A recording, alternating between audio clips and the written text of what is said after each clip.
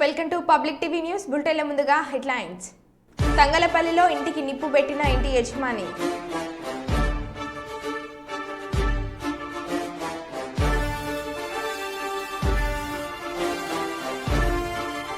Ramoji groups అధినేత రామోజీరావు మరణించడం పట్ల కుప్పం జర్నలిస్టుల సంతాపం.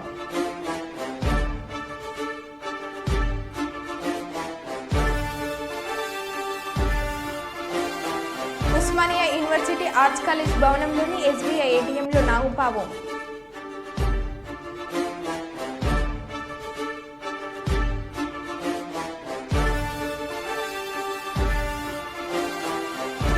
మోదీ ప్రమాణ స్వీకారోత్సవానికి ఢిల్లీలోని రాష్ట్రపతి భవన్ ముస్తాబ్.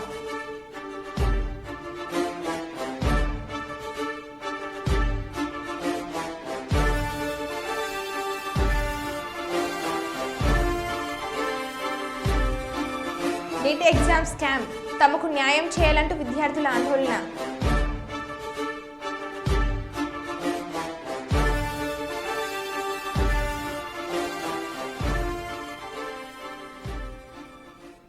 ఇక వివరాల్లోకి వెళ్తే గ్రూప్ 1 ప్రిలిమినరీ పరీక్ష అభ్యర్థులు ఆదిలాబాద్ జిల్లా కేంద్రంలోని పరీక్ష కేంద్రాలకు చేరుకుంటున్నారు. నిమిషం నిబంధన అమలుతో పాటు వర్ష సూచన నేపథ్యంలో గంట ముందుగానే అభ్యర్థులు పరీక్ష కేంద్రానికి చేరుకున్నారు. ఈ మేరకు పోలీస్ సిబ్బంది అభ్యర్థులను క్షుణ్ణంగా పరిశీలించి పరీక్ష కేంద్రంలోకి అనుమతించారు. కేంద్రాల వద్ద అభ్యర్థుల కోసం మనీ ఏర్పాటు చేశారు. మరోవైపు పరీక్ష కేంద్రాల వద్ద 144 సెక్షన్ అమలులో ఉంది.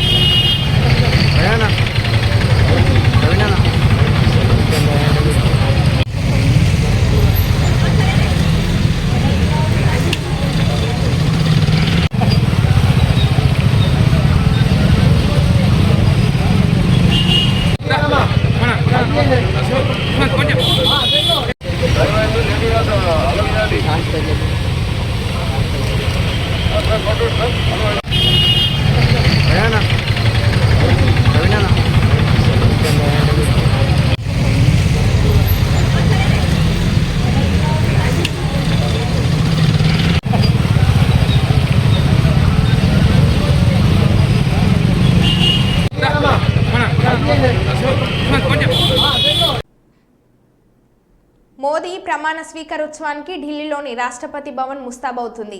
నేడు ఢిల్లీలోని అధికారులు నో ఫ్లై జోన్ గా ప్రకటించారు. రాష్ట్రపతి భవన్ ప్రాంతంలో 3 అంచెల భద్రత ఏర్పాటు చేశారు. ఈ వేడుకకు ఇప్పటికే పొరుగు దేశాల అధినేతలు, విదేశీ ప్రతినిధులు, పారిశ్రామికవేత్తలతో పాటు సామాన్యులకు ఆహ్వానాలు అందాయి.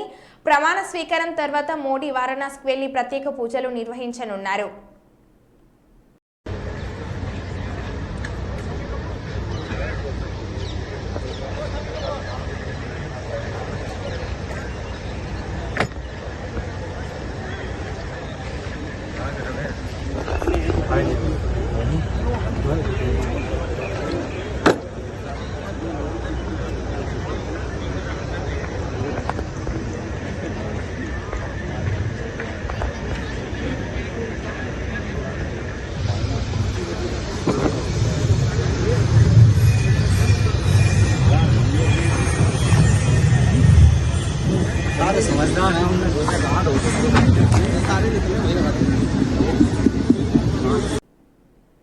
తెలంగాణ ఎస్బీఐ ఏటీఎంలో నాగుపాము.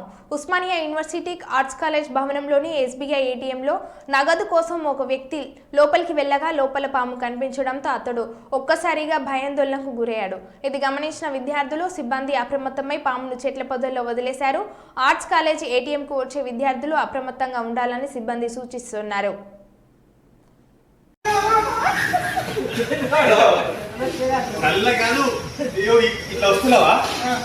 నేను ఇక్కడే ఉన్నా, అది ఇక్కడ ఉంది.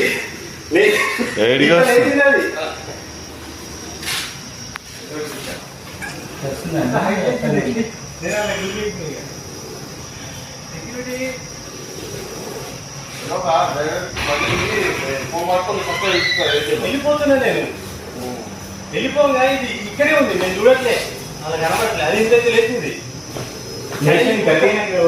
పుట్టింది కొంచెం అయితే నాకు అవుతుండే.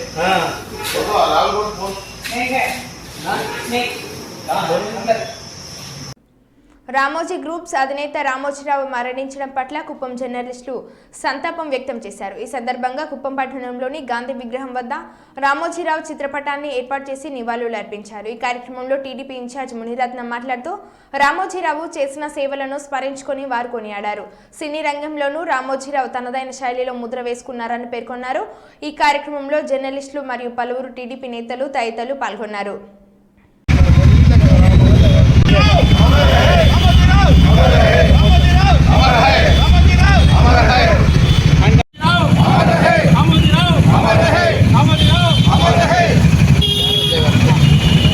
అందరికీ నమస్కారం.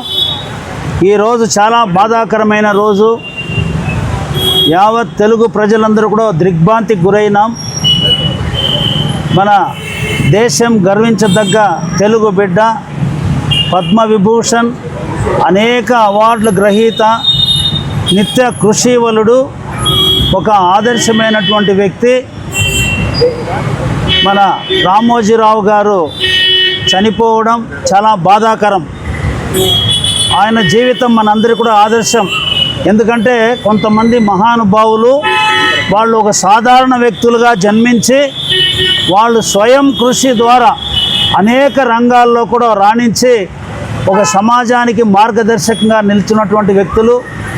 నందమూరి తారక రామారావు గారు కానీ, డాక్టర్ బిఆర్ అంబేద్కర్ కానీ, మహాత్మా పూలే కానీ, అదేవిధంగా నారా చంద్రబాబు నాయుడు కూడా వాళ్ళందరూ ఒక చిన్న రైతు కుటుంబంలో జన్మించి వాళ్ళు స్వయం కృషితో ఆ రోజు రామోజీరావు గారు కృష్ణా జిల్లా గుడివాడ పక్కన ఒక కుగ్రామంలో జన్మించినటువంటి వ్యక్తి.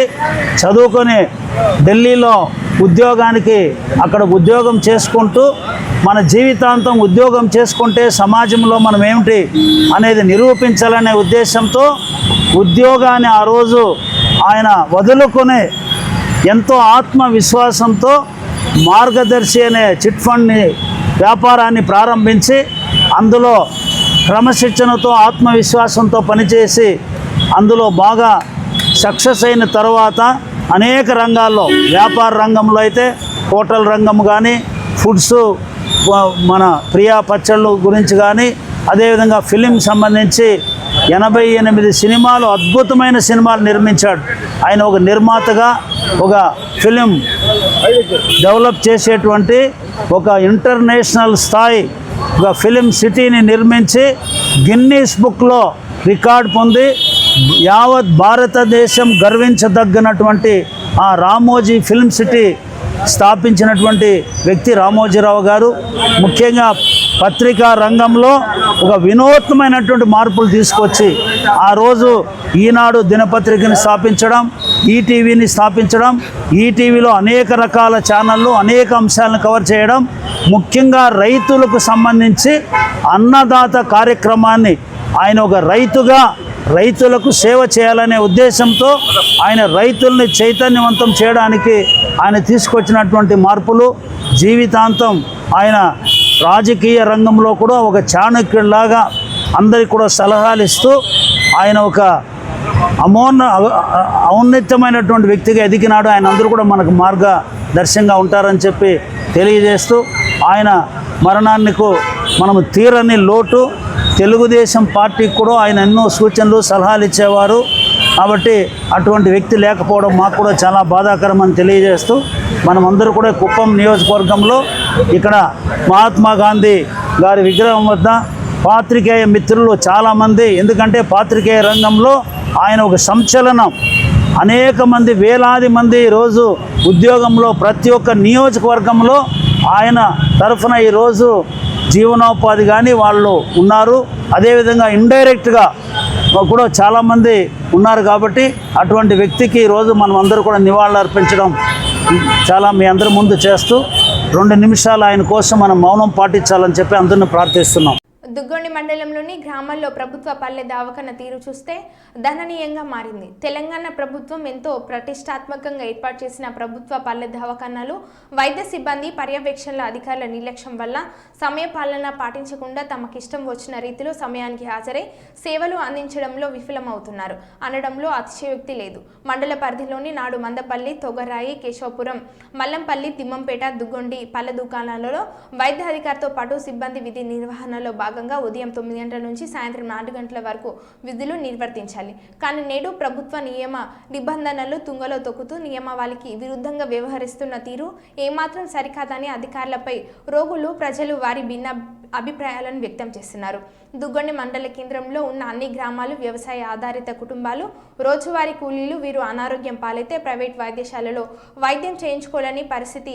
వైద్య సిబ్బంది సమయం పాటించకపోవడం, రోగులు ఆసుపత్రికి వెళ్లిన సందర్భాలలో వైద్యుడు కానరాకపోవడం, వైద్యుడు లేని విషయంపై సిబ్బందిని వివరణ కోరగా సిబ్బంది ఇచ్చే వివరణలో డాక్టర్ ఇచ్చే వివరణలో వ్యత్యాసం పలు విధాలుగా ఉంటుంది. నిబంధనలను అతిక్రమించి తమ విధులకు రాకుండా చేసే పనులు, రిజిస్టర్ యథేచ్ఛగా హాజరు వేసుకోవడం, ఇదంతా అధికారుల పర్యవేక్షణలో జరుగుతుందా, వైద్యుల ఇష్టారాజ్యంగా నడుస్తుందా వారికి తెలియాలి. అధికారుల తీరు మార్చుకోకపోతే వైద్య సిబ్బందిపై స్థానిక జిల్లా వైద్య ఉన్నతాధికారికి, కలెక్టర్కు ఫిర్యాదు చేస్తామని ప్రజా సంఘాలు డిమాండ్ చేస్తున్నారు.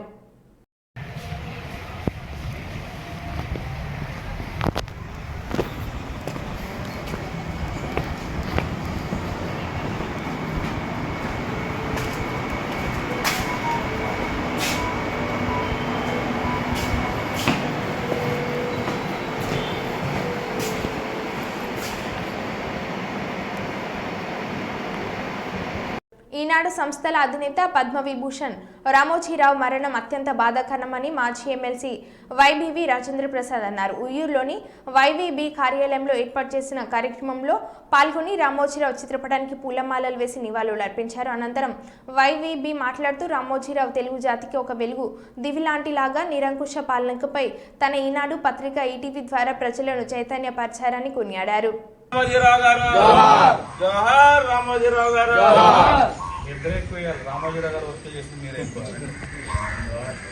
జోహార్ రామోజీరావు గారు, జోహార్ రామోజీరావు గారు, జోహార్ రామోజీరావు గారు, అమర్ రహే రామోజీరావు గారు, అమర్ రహే చెరుకూరి రామోజీరావు గారు, అమర్ రహే రామోజీరావు గారు, అమర్ రహే రామోజీరావు గారు, జోహార్ రామోజీరావు గారు, జోహార్ రామోజీరావు గారు, జోహార్ రామోజీరావు గారు, జోహార్ రామోజీరావు గారు, జోహార్ రామోజీరావు గారు, అమర్ రహే రామోజీరావు గారు, అమర్ రహే రామోజీరావు గారు, అమర్ రహే రామోజీరావు గారు, జోహార్ రామోజీరావు గారు.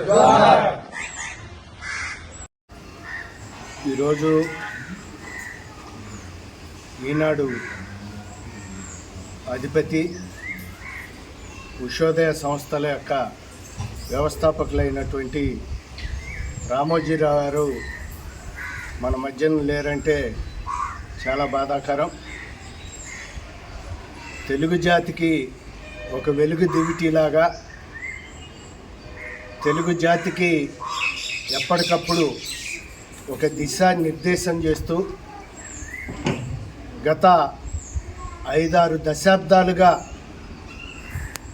ఆయన తెలుగు జాతికి అందించినటువంటి సేవలు అమోఘమైనవి.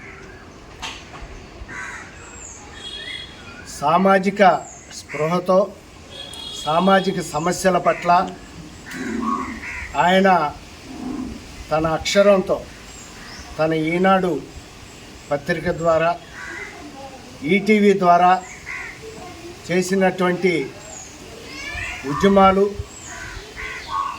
చేసినటువంటి పోరాటాలు, అలాగే రాష్ట్రంలో దేశంలో జరుగుతున్నటువంటి నిరంకుశ పరిపాలన మీద, నాయకుల మీద ఆయన చేసిన పోరాటాలు, రాజీ లేని విధానాలు అవి ఏనాటికి కూడా మరువలేవు.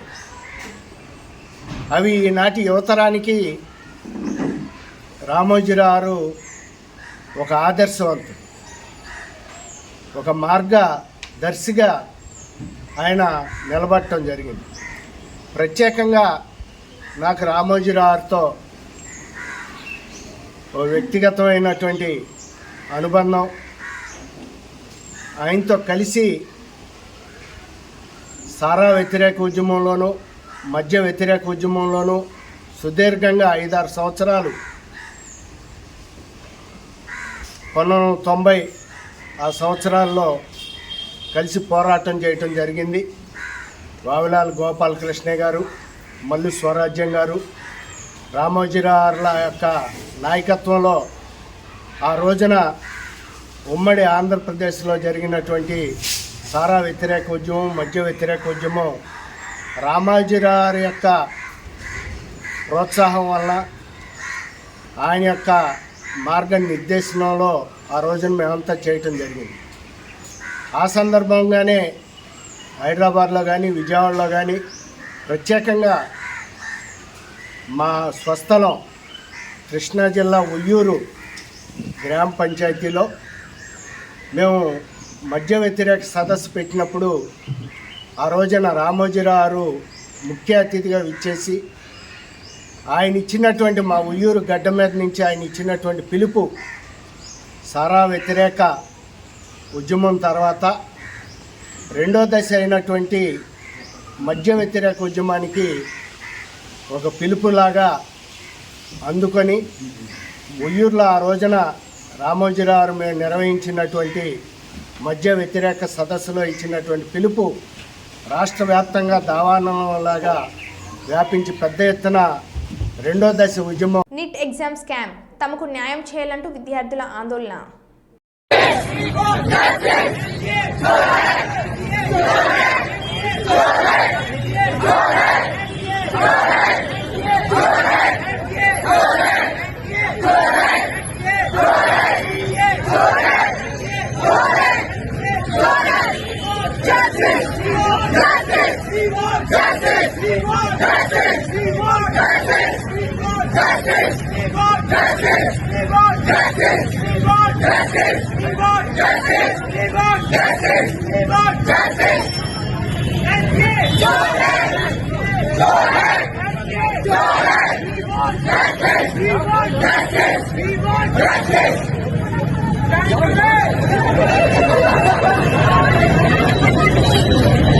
ప్రశాంతంగా ప్రారంభమైన గ్రూప్ 1 పరీక్ష.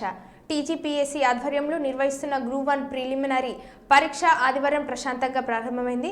ఆదిలాబాద్ జిల్లా కేంద్రంలో గ్రూప్ 1 పరీక్ష కేంద్రాలు 18 ఏర్పాటు చేయగా ఉదయం నుంచి అభ్యర్థులు పరీక్ష కేంద్రాలకు చేరుకుంటున్నారు. ఇదిలా ఉంటే పరీక్ష సమయంలో దగ్గర పడడంతో పలువురు అభ్యర్థులు హుటాహుటిన పరిగెడుతూ పరీక్ష కేంద్రాలకు చేరుకున్నారు. మరోవైపు ఉదయం 10 దాటిన తర్వాత పరీక్ష కేంద్రాలను గేట్లను మూసివేశారు. గేట్ కూడా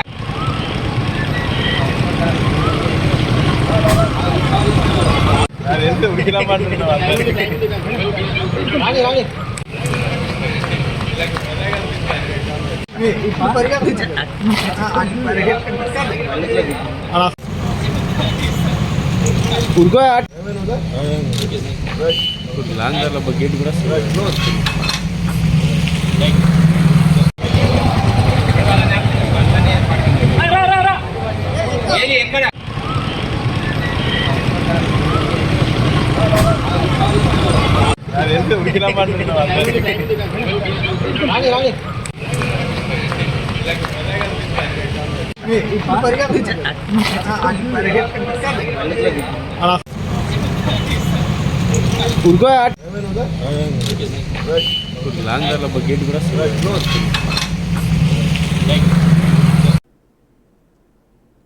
టీవీ స్టాక్ తెప్పించలేదని మందు తాగి నగ్నంగా టీవీ షోరూం దగ్గరికి వెళ్లిన వ్యక్తి.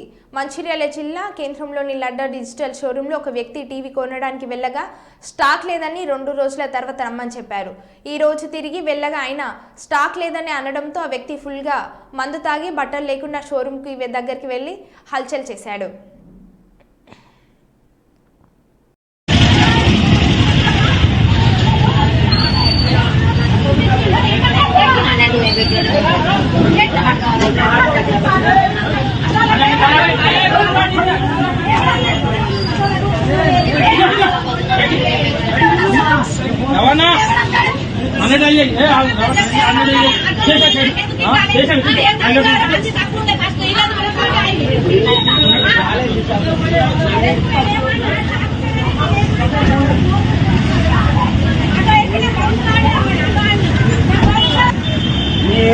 ఫోన్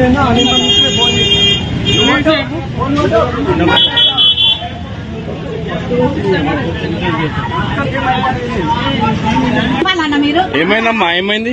ఆటో ఎక్కిన తప్పు కదా, మేము ఎట్లా తీసుకొని పోయేటోళ్ళం కదా, కొడతాను లేకపోతే ఈ షాపులు దేశంలో పెడతారు మీరేమనుకుంటారు?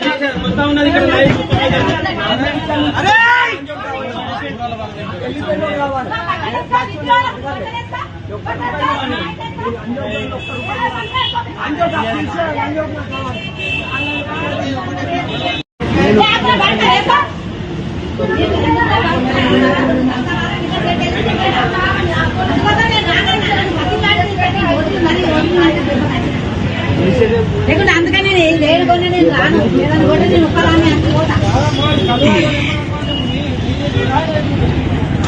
అందుకోవడం నేను రానని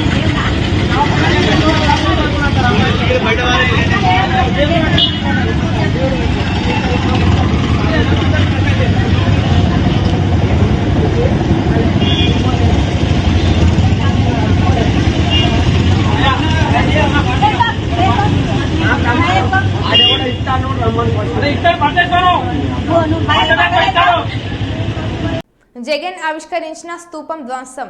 అమరావతి ప్రాంతంలో జగన్ పేదలకు సెంటు స్థలాలను కేటాయించారు. ఆ సమయంలో కృష్ణయ్యపాలెం శివార్లో శంకుస్థాపన చేసి నమూనా ఇంటితో పాటు స్తూపాన్ని ఏర్పాటు చేశారు. అయితే కొందరు గుర్తు తెలియని వ్యక్తులు ఏర్పాటు చేసిన స్తూపాన్ని శిలాఫలకాన్ని జేసీబీలతో ధ్వంసం చేశారు. ఈ విషయం ఆలస్యంగా వెలుగులోకి వచ్చింది. ఈ ఘటనపై వైసీపీ నాయకులు తీవ్రంగా మండిపడుతున్నారు.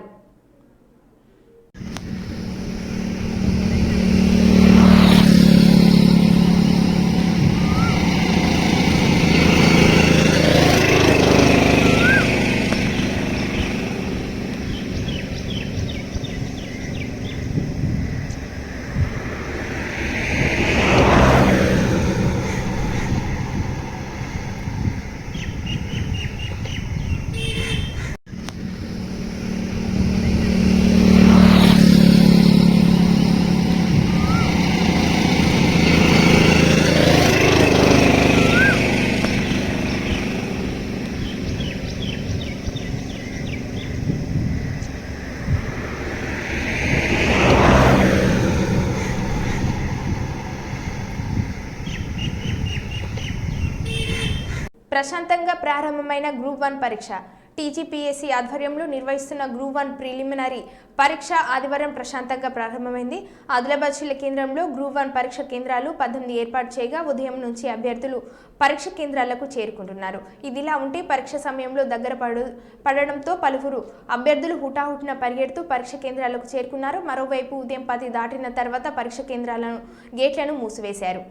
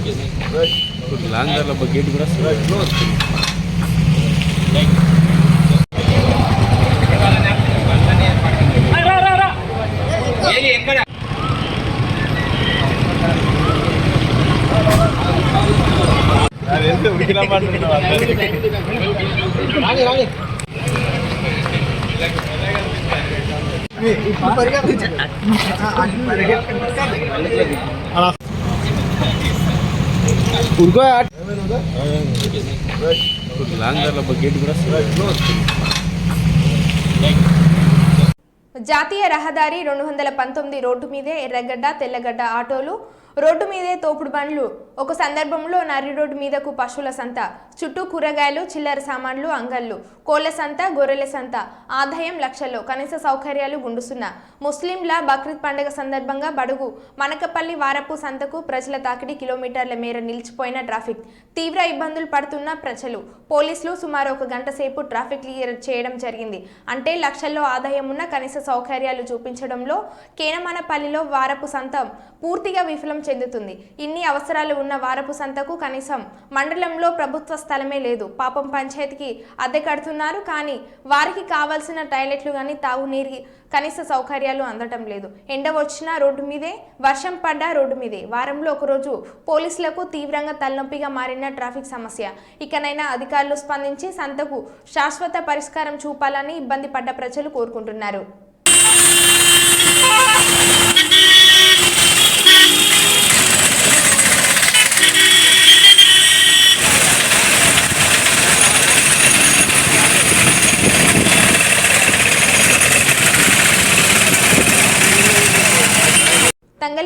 ఇంటికి నిప్పు పెట్టిన ఇంటి యజమాని.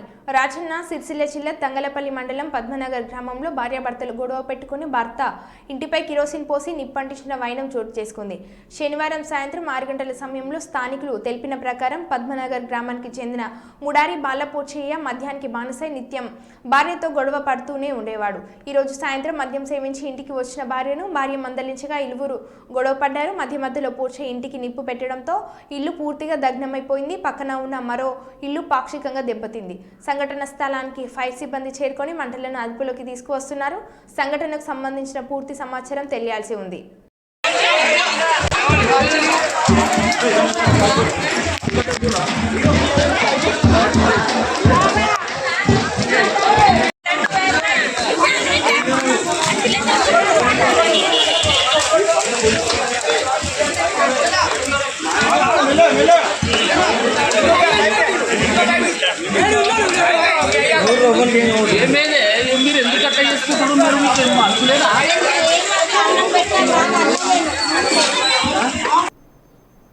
మరో బులెటిన్లో మళ్ళీ కలుద్దాం. Stay tune.